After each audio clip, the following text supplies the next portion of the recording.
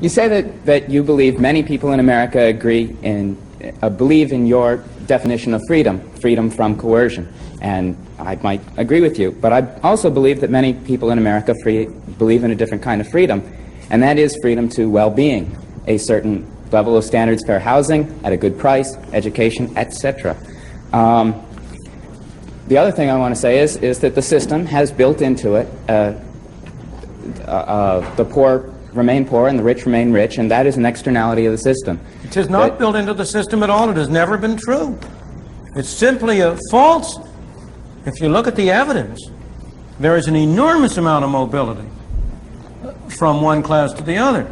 In fact, there used to be a saying, 3 generations from shirt sleeves to shirt sleeves, which reflected exactly the opposite effect. So it simply is not built into the system. On the contrary, there's a great deal of mobility within generations and between generations, and we shouldn't argue on the basis of false factual premises.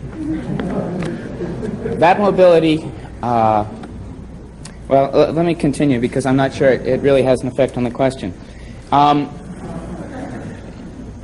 Because it is not immediately easy to become in the wealthy class. There are certain parts of the system which make that virtually impossible for the real person. Now, I believe that this freedom too represents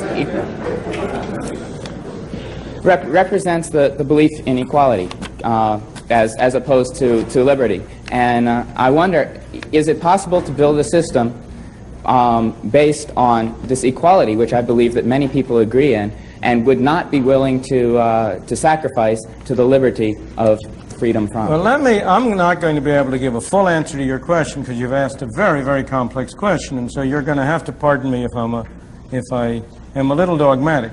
But I only want to suggest that the statements I'm making are not without some thought and reason behind them. In my opinion, a society that aims for equality before liberty will end up with neither equality nor liberty.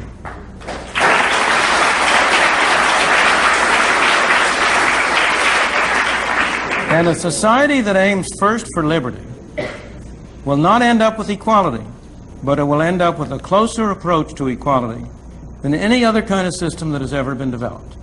Now, that conclusion is based both on evidence from history, across history, and also, I believe, on reasoning which, if you try to follow through the implications of aiming first at equality, will become clear to you. You can only aim at equality by giving some people the right to take things from others. And what ultimately happens when you aim at equality is that A and B decide what C shall do for D. Except that they take a little bit of a commission off on the way.